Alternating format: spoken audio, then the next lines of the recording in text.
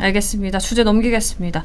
자, 오늘 저희 썸네일이 이제 간에 붙었다, 쓸개에 붙었다. 이게 좀 저희 썸네일 자막인데요. 네, 이재명 대통령이 장관으로 임명한 인물들 중에 저희 우선은 그 인물들 저희가 항상 보여드리고 있는데요. 한번 피디님 한 번만 띄워봐 주시죠. 지금 11개 이제 부처장관 인선 단행 중에서 저희가 오늘 이야기해볼 인물은 송미령 장관 먼저 얘기해 보겠습니다. 우선 영상도 같이 준비가 되어 있어서 영상 하나 보시고 얘기하시죠. 과거 제2 요구를 건의한 것이 송미령 장관입니다. 어제 송 장관은 국회에서 양곡법에 대해 새 정부의 철학에 부합하는 방향으로 추진하겠다고 말했는데 국민들 시각에서는 매우 비겁한 태도로 보입니다.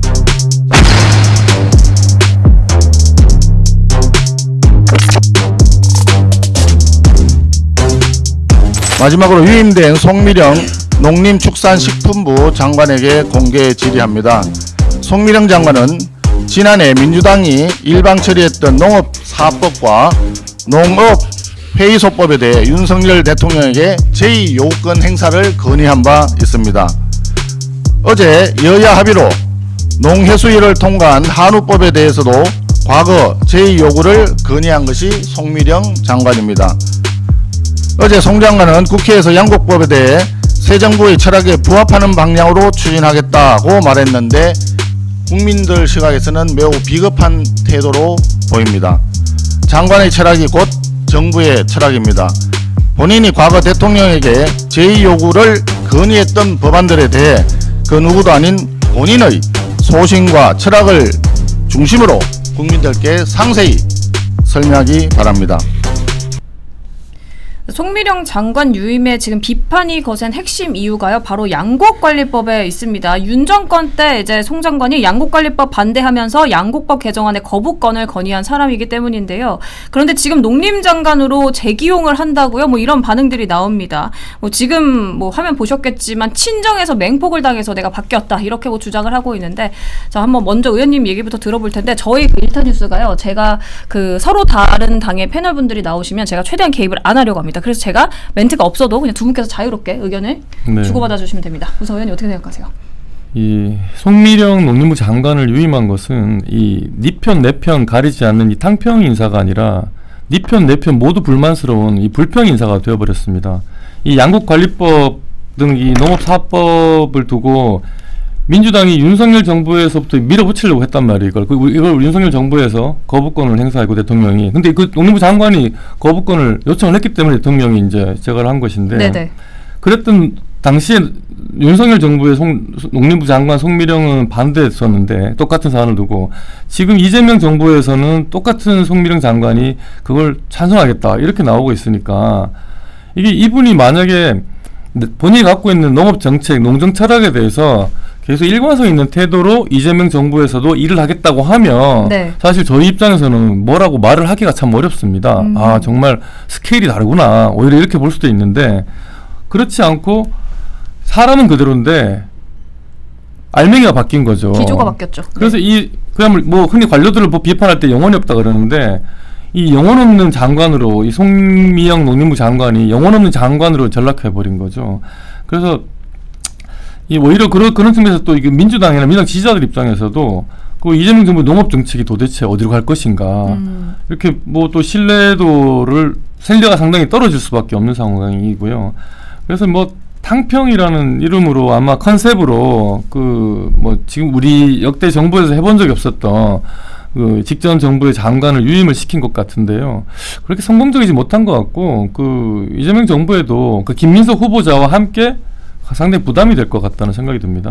이재명 정부에게 부담이 될 것 같다. 어떻게 보세요, 변호사님? 저는 뭐 탕평이나 협치, 연정 뭐 이런 건 아닌 것 같고요. 탕평이나 협치, 연정의 올바른 형태는 정당 간의 세력과 세력이 협의해서 정강 정책 내지는 뭐 그 대통령 당선자의 공약에 대해 동의하면서 하는 것이 완전한 의미의 협치, 탕평이라 생각이 들고, 그것보다는 오히려 이재명식 실용인사의 그 하나의 백미, 극치를 보여준 게 아닌가 생각이 듭니다. 아시겠지만 이재명 대통령은 후보 시절부터 뭐 검은 고양이든 흰 고양이든 쥐만 잘 잡으면 된다, 이념에 구애되지 않고 현실 문제를 풀어나가는데 내가 왼쪽으로 가야 될 필요가 있으면 왼쪽으로, 오른쪽으로 가야 될 필요가 있으면 오른쪽 가겠다는 얘기한 것 같습니다. 아마 그런 의미에서 나는 전 정권 사람도 빨리 품겠다. 예, 네. 그러니까 빨리 그 국정을 안정시키기 위해서 필요한 사람은 쓰겠다라는 생각을 하신 것 같고요. 만약에 이게 이제 이재명 대통령의 픽이 아니라 거꾸로 송미령 장관의 로비에 의해서 된 거라면 아주 우리가 볼 때 뭐 적절하지도 않고 인생 저렇게 사느냐라고 하는 도덕적 비난의 대상이 될 수도 있겠지만, 거꾸로 힘을 가진 사람이 상대의 반대편에 있는 사람을 포용하는 건 제가 볼 때는 오히려 욕먹을 일은 아닌 것 같고요. 다만 시민단체라던가 그 학자들은 비판할 수 있을 것 같습니다. 그분들은 원리 원칙 이념과 그 이론이 되게 중요하시기 때문에 원칙과 맞지 않는다고 비판할 수 있지만, 정치란 영역은 저는 이론과 노선과 이념만 가지고 할 수 없는 거기 때문에 네네. 현실적으로 그분들과 함께하는 모습 속에서 앞으로 문제가 있었던 걸 시정해 나가면서 그분들을 설득해 나가는, 그래서 저는 시민단체라던가 그 진보 농민 학자들의 비판에 대해서는 뭐 그 송미령 장관 또한 깊이 가슴에 새기면서 문제를 풀어나가면 될 일이다라는 생각이 듭니다.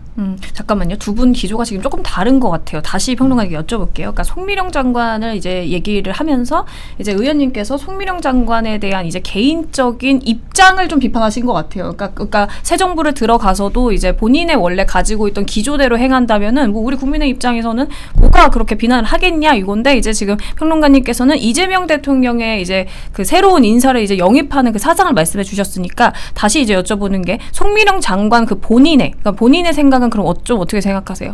뭐 개인의 네. 처신 존중한다는 입장이세요? 그렇죠. 그 처신만 놓고 보면 전 대통령을 모셨던 사람이 상대가 다른 보수 정치를 하던 분이 진보 정치라는 대통령을 모실 수 있느냐라고 이거 신념에 반하는 거 아니냐, 아까 영혼 없는 공무원의 전형 아니냐라고 할 수 있지만, 네. 제가 볼 때는 견해가 다름에도 불구하고 나는 이런 내용으로 그 농정 정책에 대해서 국민들에게 합의를 받고 선택을 받아서 네. 대통령이 당신 함께 따를 수 용의가 있느냐 해서 수용한다라면 그걸 마다할 리가 있나 싶습니다. 그래서 저는 뭐 송미령 장관의 개인적인 그 입장과 이념의 차이가 중요한 것이 아니라 이재명 정부의 국정 과제, 국정 운영 방향에 대해서 동의했기 때문에 뭐 그런 문제는 저는 언제든지 함께 할 수 있는 거 아니냐 생각이 듭니다. 사실 뭐 유인 결정은 이재명 대통령의 그 의사가 굉장히 많이 반영된 거라고는 합니다, 의원님. 송미령 장관 당연히 유임할 때 그렇겠죠. 그렇죠. 예. 초대 정부에서 초대 그 내각을 구성을 할 때 대통령의 의지가 당연히 반영이 돼야 될 것이고요. 이재명 정부의 칼날을 보여주는 거기 때문에 당연히 대통령이 가장 큰 영향을 미쳤을 거라고 생각이 듭니다. 앞서도 말씀을 드렸지만, 만약에 송미영 이 농림부 장관이 유임이 되면서 내가 가지고 있던 윤석열 정부에서 추진한 농업정책, 농정을 유지를 하면서 이재명 정부가 이를 수용하도록 내가 노력하겠다, 이런 입장을 밝혔다면은, 물론 민주당에서는 가만히 있지 않았겠지만 저희로서는 전혀 문제 삼을 게 없지만, 오히려 그냥 장관 자리는 그대로 가는데 컨텐츠는 다 바꿀게요 라고 말을 한다면, 이건 정말 너무 기회주의적인 처신이라고 밖에 볼 수 없는 거죠. 오히려 그 계엄은 잘못됐고 장관된 것을 후회한다, 뭐 이런 반송의 모습을 되려 보였다는 얘기가 있더라고요. 그러니까 국민의힘 입장에서 보기에는 좀 안 좋은 반응을 했다라는 얘기도 있어서요. 그래서 이재명 대통령이 적극적으로 인사를. 계엄에 대한 김문수 대통령 후보도 계엄은 반대한다고 하지 않았습니까? 저희가 뭐 계엄을 이분이 찬성했니? 지난번에 그 12월 3일 그 국무회의 참석했던 그 국무위원 중에 계엄에 찬성한다고 말한 분은 없었던 걸로 저도 알고 있습니다. 그래서 그게 지금 장관에 발탁되는 배경이 되었다고 생각하지는 않고요. 국민들도 그걸 크게 튀는 판단이라고 생각하지는 않거든요. 예, 다만 이 똑같은 자리에 있는 사람이 하루아침에 보스가 바뀌었다고, 네, 뭐 말단 공무원이라면 그럴 수 있겠죠. 근데 장관이라면 그건 좀 부적절하지 않나 이런 생각이 듭니다. 그 내막은 좀 더 그 알아봐야 될 것 같습니다. 장관이 고사했는데 대통령이 권했는지, 뭐 삼고초려했는지 그건 알 수 없으나, 아까 말씀드린 것처럼 뭐 우리 상식적으로 보면 그런 거 아닌가요? 집 싫다고 나간 아들이 네. 그 부모들, 형제들 동의도 없이 먼저 나간 집 멋대로 들어오면 눈살 찌푸리지만, 나갔는데 가족들이 야 좀 들어와라 그래서 들어오면 비난의 대상이 되지 않는 것처럼, 그 송미령 장관 스스로가 그 장관을 가기 위해서 인사청탁을 한다던가 이런 로비를 했다라면 그 비난의 대상이 되겠지만, 거꾸로 정당이 다른 네. 대통령이 함께 하자고 한 과정 속에서 뭐 내용을 수용했다고 한다면 좀 그건 오히려 그 송미령 장관의 소신의 변화가 문제가 아니라 이재명의 폭넓음을 오히려 주목해야 되는 게 아닌가 생각이 듭니다. 그러면은 이제 평론가님도 어쨌든 이제 민주당을 지지하시는 분이니까 관련자는 아니지만 그럼 양곡관리법 그럼 만약에 이제 새 정부 들어서는 정확히 좀 어떻게 될 거라고 보시는 거예요? 어떤 방향으로 될 거라고? 이재명 대통령이 뭐 아시겠지만 현실적인 문제에 대해서 아주 깊이 있게 고민하는 아주 원론적인 주장만 하는 분은 아니기 때문에 그 농민들이 연착륙하기 위한 양곡법에 대한 지원에 대한 문제에 대해서 수용하되 왜 전임 정부의 송미령 장관 이런 사람들이 왜 반대했는가 그런 문제에 대한 문제식도 좀 수렴하기 위한 게 아닌가 싶습니다. 다만 애초에 민주당이 가지고 있는 그 공약 사항이라든가 정책에 따라서 양곡 부분 추진해 나가겠지만 그 문제의식에 대해서는 공유할 수 있는 뭐 그런 오히려 계기가 되지 않겠나 싶어서 저는 네. 뭐 이재명 대통령으로서는 반대하는 양곡법 개정을 반대하는 그 단체들도 설득해 나가고 또 지지하는 분들은 왜 그 사람들이 반대하는지에 대해서 이해를 넓힐 수 있는 계기가 되지 않겠나 싶은 생각이 듭니다. 그러니까 다 품을 거라는 말씀이신 네, 거네요. 그렇습니다. 알겠습니다. 저희 11개 부처장관 후보자 다시 한 번만 보여주세요, 피디님.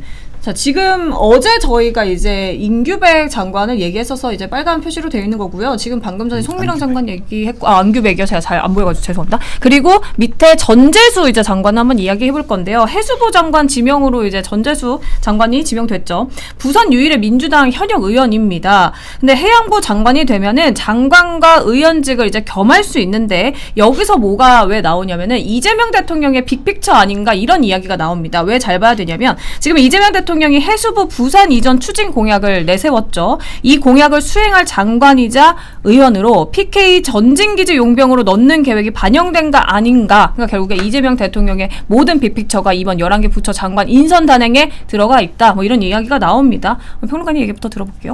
이재명 대통령을 잘 몰라서 하는 것 같고요. 이재명 대통령이 정치인이기 때문에 네. 선거에서 좋은 평가를 받기를 원하죠. 그런데 그분은 정치인이기 전에 잘 아시지만 성남시장과 경기도지사를 지낸 행정가입니다. 그래서 국정 운영으로 국민들에게 지지를 받고 싶어하는 게 아주 강하신 분입니다. 모든 정당들의 귀결은 이거 다 선거용 아닌가라고 오해를 할 수 있겠지만 네. 저는 그런 의미에서 부산에 그 해양수산부를 내리고 그리고 관련 유관 기업들을 부산으로 해서 부산을 해운항만으로 그런 그 중심 지역으로 만들겠다는 의지를 실현하기 위해서 전재수 의원을 선택한 것 같고요. 잘 아시겠지만 전재수 의원이 부산 유일의 민주당 국회의원이에요. 네, 맞아요. 저랑 네. 그 노무현 대통령 부산 북구갑 같이 근무했었는데 유일한 국회의원이 시장으로 나가면 요번에 부산이 경남이 39, 부산이 40% 대선에 득표했어요. 험지에서 낙선을 각오하고 뛰어야 되는데 네. 그러면 부산의 의석을 결연한 각오로 배수진을 치겠다 그러고 의원직 버리고 부산시에 시장에 올인하게 되면 부산 국회의원 선거를 또 재보궐선거를 해야 된다는데 제가 볼 땐 그렇게 되면 너무나 민주당에서 감내해야 될 출혈이 크기 때문에 부산시장 출마설은 좀 부산에 대한 이재명 대통령의 관심이 과한 것을 좋게 정치적으로 해석하려고 하는 야당의 그런 비판인 것 같고요. 실제적으로 제가 보기에는 현실적으로 어렵다. 그리고 오히려 그거보다는 해수부 이전이라든가 이런 부산 공약을 누구보다 잘할 수 있는 사람. 그래서 부산 출신 민주당 국회의원 전재수 의원을 선택한 게 아닌가. 그렇게 해석을 해보고 싶습니다. 그럼 정리하면 해수부 부산 이전은 잘 추진할 것 같은데 부산 시장직은 그냥 국민의힘의 프레임이다. 이렇게 보시는 건가요? 그렇게 우려를 하면서 미리 이렇게 좀 물타기 하는 게 아닌가 싶고요. 그렇게 따지면 뭐 강훈식 비서실장은 충남지사고 김민석 총리는 뭐 서울시장이고 우상호 정무수석은 뭐 강원도지사고 그리고 박찬대 의원 정치가 그래 왔잖아요. 박찬대 네. 의원이나 정청래 의원이 되는 거는 뭐 인천시장이나 서울시장 가는. 근데 아시겠지만 일부 정무직의 경우는 그게 가능하지만 비서실장이라든가 총리라든가 이런 주요 직책에 있는 분들을 선거 앞두고 6개월 만에 뭐 청문회 끝나거나 이런 거 보면 또 장관을 청문회 끝나면 8월이나 돼야 실제로 임명조차 끝날 텐데 그러면 6개월도 채 안 되고 선거에 다시 출마한다? 제가 볼 때 국민들이 정권 후반기에 마지막에 일하면 혹시 몰라도 정권 초기에 5년간의 국정을 해야 되는 전체 큰 플랜의 핵심이 인사인데 그 인사를 다시 청문회부터 시작하는 걸 할 수 있을 것인가에 대해서 저는 일정한 기우가 아닌가 하는 생각이 듭니다. 위원님, 네. 아니 방금 우리 서영호 평론가께서 거의 뭐 국민들 대부분이 그 생각하는 내년 지방선거 민주당의 플랜을 다 말씀해버린 것 같아요. 그게 아니라고 말씀하시는데 오히려 그게 더 그렇게 갈 것 아닌가라는 생각을 많이 하는 것 같습니다. 처음에 이재명 정부 그 초기 내각 명단이 발표됐을 때, 야 이건 내년 지방선거 그냥 후보자들 총 집합시켜 놓은 거다 이런 생각을 많이들 했었죠. 강훈식 비서실장이 아직 나이가 50 초반밖에 안 됐는데 아산에 그 삼선 국회의원직도 내던지고 지금 만약에 비서실장을 하다가 나중에 그러면은 백수로 무관으로 지내야 되나요? 그러진 않을 걸. 강훈식 비서실장이 내년에 충남지사로 나올 거 아닌가라는 의심은 상당히 합리적이라고 생각이 들고요. 마찬가지로 전재수 의원 같은 경우에도 사실 노무현 대통령이 그때 이제 2002년 대선에서 그때 이제 히든 카드를 꺼낸 게 행정수도 충청도 이전 이 카드였거든요. 네. 그 카드로 중부권 충청도 민심을 이제 잡고 대선에 승리를 했죠. 마찬가지로 민주당이 내년에 이제 지방선거를 해야 되는데 지난 문재인 정권 때 그때 지방선거가 트럼프, 김정은 완전 그 이벤트로 전국을 이제 장악을 했거든요. 지방선거를 완전히 압승을 했거든요. 근데 지금 그런 이벤트를 다시 하기에는 좀 상황도 너무 녹록지가 않고 그때 한번 국민들이 너무 진하게 저희 입장에서는 진하게 속았기 때문에 네네. 이번엔 그게 별로 영향가도 없을 것 같고 해서 지금 민주당 입장에서는 하나하나 케이스 바이 케이스로 지역별로 맞춤형으로 인물이라든가 정책 이런 걸 통해서 내년 지방선거를 준비하고 있지 않나 생각이 들고요. 수도권은 민주당이 상당히 내년도 지방선거 유리할 걸로 생각이 듭니다. 근데 이제 민주당이 이제 지방선거에서 압승하기 위해서 꼭 이겨야 되는 지역이 이제 PK인 거죠. 부산을 중심으로 한 그렇죠. 부울경 지역인데, 그러니까 노무현 대통령이 되기 위해서 충청권으로 행정수를 옮기겠습니다라고 했듯이 지금 이재명 대통령이 부산시장과 뭐 경남지사, 울산시장을 이기기 위해서 PK 민심을 사기 위해서 해수부를 부산으로 옮기라고 연내 12월께 옮기라고 지시를 한 거죠. 그 같은 맥락이라고 생각하고요. 또 전재수 의원 같은 경우에 지금 민주당이 사실 부산이 그렇게 쉬운 지역은 아니거든요. 근데 그런 지역에서 어떻게 보면 개인기로 삼선까지 한 분인데 또 지역에 또 나름 정치 기반도 있고 또 평판도 부산 시민들 평파도 나쁘지 않은 걸로 저도 듣고 있습니다. 그래서 해수 장관으로 임명이 돼서 본인이 직접 해수부를 부산으로 옮기는 그런 이제 어떻게 보면 이벤트죠. 이벤트를 본인이 앞장서서 하면서 부산 시민들한테 자기가 이제 해수부 장관이면서 다음 차기 부산시장 후보로서 전재수를 시민들에게 각인시킬 수 있는 그런 계기가 되지 않을까 싶고요. 상당히 뭐 영리한 좋은 전략이라고 생각이 듭니다. 그 인선 단행 중에서 이번에 그 네이버 관련한 인물들도 좀 많이 유입됐잖아요. 네. 그거는 어제 이제 저희 프로그램 일타 뉴스에서 보수 패널분께서 이제 그것도 이제 빅픽처인 이유가 언론 탄압을 위한 이제 네이버가 포털로서 굉장히 이제 큰 영향력을 행사하기 때문에 언론 탄압을 위해서 이제 좀 포석을 깐 것이다 이렇게 주장을 하셨는데 그 의견을 살짝 짧게 두 분의 얘기 들어볼게요. 어떻게 생각하세요, 의원님? 뭐 이제 미디어가 무리가 있다고 보시는 거예요, 그거는? 사실은 그럴 개연성이 조금 전보다는 줄자 싶은데 지금은 네이버라는 포털이 중요한 게 아니고 그 유땡땡이라는 그 영상 미디어가 더 중요한 시대인 것 같습니다. 어떻게 보면은. 네. 그래서 뭐 그것까지는 확장 해석이다 이렇게 보시는 네, 거죠? 네. 알겠습니다. 뭐 평론가님도 저도 뭐 네. 입각하는 사람들, 청와대에 근무하는 사람들 이런 사람들에 대해서 선거 얘기 당연할 수 있는데 그만큼 국정이 현재 그 여유가 있고 호락호락하지 않다. 저는 그건 결과론적인 일 거고 지금은 그 누란의 위기에 빠진 경제 위기라든가 그 미국발 그 조세 위기 이런 걸 극복해 나가기 위해서는 아마도 현안 국정에 최선을 다하기 위한 그 맞춤형 인선이지 선거까지 그 염두에 둘 여력은 현재는 없는 것 같다 생각이 듭니다. 알겠습니다. 지켜보시죠. 뭐. 알겠습니다.